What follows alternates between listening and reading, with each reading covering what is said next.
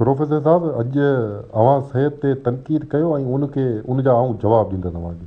अगरि मूंखे उहे जवाब न आया त पोइ मुंहिंजो जेको दोस्त आहे उहो अव्हांखे जवाबु ॾींदो। सिहत ते छा तनक़ीद करियो? हू वॾेरो जागीरदार हूंदे सभु कुझु त्यागी क़ौम सां बीठो, अञा ॿियो छा करे हा? ज़मीन घर जे पैसनि मां कंहिं पार्टी हलाई आहे छा? किथे को मिसाल ई कोन थो मिले। इन जगाने सियासतदान हलाए ॾेखारी। जेलनि में रहंदे माण्हू क़ौम खे गारियूं ॾियनि ऐं शिकायत कनि था। GM सैद उहा कई छा? दुनिया जा अज़ीम रहनुमा ॿाहिरि वेही सियासत करे वापसि मोटी अज़ीम बणिजी विया। GM सैद ॿाहिरि वियो छा? पोइ बि क़ौम उनखे रहबर चयो, मञियो ऐं लिखियो। सियासतदान जी निशानी आहे एटीट्यूड ऐं प्रोटोकॉल में रहणु। GM सैद रहियो छा? सोशलिज़म में ऐं जमहूरियत जा नुक़्ता कानून में शामिलु करे वियो, अञा ॿियो छा करे?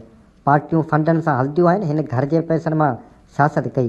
दुनिया जी सियासत में इख़लाक़ 21वीं सदीअ जो ख़्यालु आहे, पर GM सैद उनखे 20वीं सदी में मुख़ालिफ़नि खे गॾु विहारे संद जे मफ़ादनि जी हिफ़ाज़त कई ऐं संदसि जे किरदार जहिड़ो सियासतदान मार्क्सवादी नज़रिए में बि कोन्हे।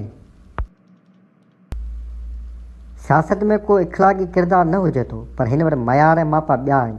हू सामी आर्या मज़हबनि जे इख़लाक़ी दर्स जो रोए ज़मीन ते अकेलो अक्स हो।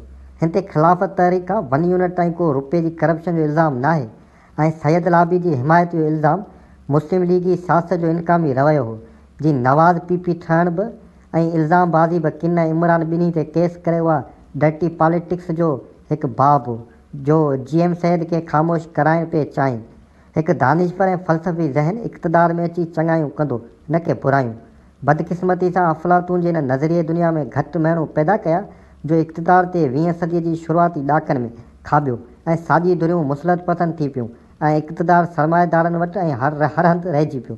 सैद खे मौक़ो मिलणु घुरिजे हा सियासत करण जो, पर जंहिं माण्हू खे मुसलसल बंदि रखनि या मार्कस वांगुरु मुसलसल जलावतन कनि त सम्झी वञो उहो मुसलत पसंदि नाहे। उसूलिया ऐं सरमाएदारी सेटअप जे लाइ ख़तरो आहे। GM सैद इन्हनि जे मफ़ाद जे ख़िलाफ़ु ख़तरो हो, उन करे उन्हनि GM सैद बंदि बि रखियो ऐं उनजी